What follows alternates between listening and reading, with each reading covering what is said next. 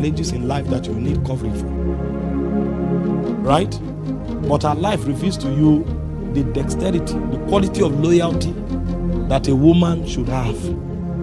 If there's one thing that you should have is trust. They should be able to trust you. That's what it means to be a woman. And that's what the life of Ruth revealed. Loyalty is trustworthiness. The ability to be dependable. That you can be relied on. And so God sees all of those markers in his daughters. On one side, there must be sacrifice. That is the life of Sarah. On another side, there should be trustworthiness and loyalty. That's the life of Ruth. And then you have another woman called Deborah. She's the warrior woman. That's the woman that has the power to challenge the forces of life. Is a dogged woman. Is a warrior woman. At one point, you are submissive. At another point, you are a warrior. Because if you are not a warrior, the hawk will steal your children. You know, when the hawk comes for the children, the mother hen fights.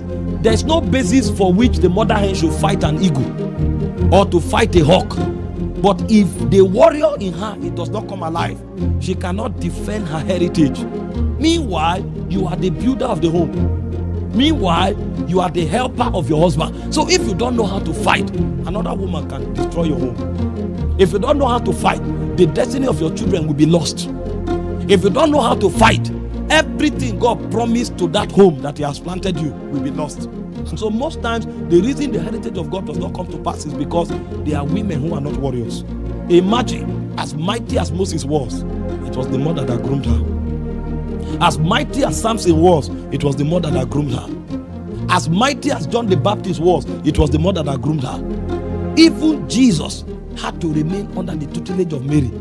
From the time Jesus was born to the time he did his first miracle, you will not hear the name of Joseph. Jesus was learning under Joseph. He was a carpenter. But most of the sensitive things about his ordination, it was the woman that saw it. And that's how it has been. When Samson was to be conceived, she was the one the angel appeared to. When Mary was to conceive Jesus, she was the one the angel appeared to. Even when Jesus was to do his first miracle, she said, whatever he tells you to do it. That means she knows that I have nurtured this thing on his life. It is time for it to manifest. She guarded it with jealousy. Some women don't know how to guard even their homes.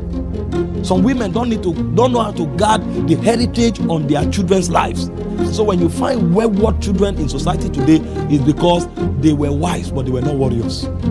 They cook food for their husband, they satisfy their husbands, but the children become wayward. What God promised, even the family, never come to pass. Because being a warrior in this context is an intercessor.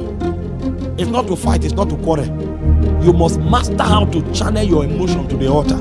Your womb is not only physical, it's also spiritual. And so instead of using your energy for argument, for talking, for gossip, you should have a place on the altar. That's where you fight. Every woman must be a traveler. If you don't travel, your husband will not fulfill purpose.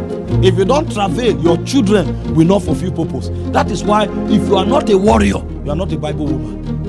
The Bible said, and Deborah rose at a time when Israel was in captivity. It was so bad that people could not use the highway. Are you crazy? You'll be killed. People were traveling in bush paths. Nobody dared stood, but a woman rose up. And she gathered Israel together. And on the strength of her priesthood, the heritage of God was delivered to Israel. So as a warrior woman, you must have a place on the altar and insist that everything God said about your children, your husband, and your family must come to pass. And then over and above that, you must also instill that in your own generation you have a stake. I don't believe in the talk that women should be housewives, adding no value to society. That's not true. The Bible begs to differ. Deborah was a national figure, and she was the wife of Lapidot. So a woman can be married and still be relevant in society. But for you to do that, you must be a warrior. Because society will frown at you. If you say you want to be senator, they will say, what do you mean? An ordinary woman like you. If you say you want to be president, they will look at you and say, president where? Who do you think you are?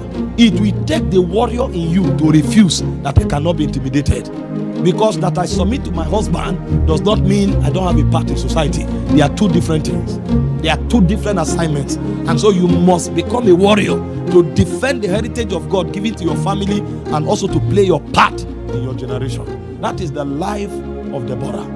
And there are many women in church today who have not been awoken to that reality. Then you have the life of Esther.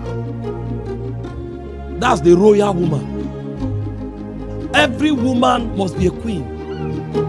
When you find some women, you know that they don't even have value for themselves. Even the inner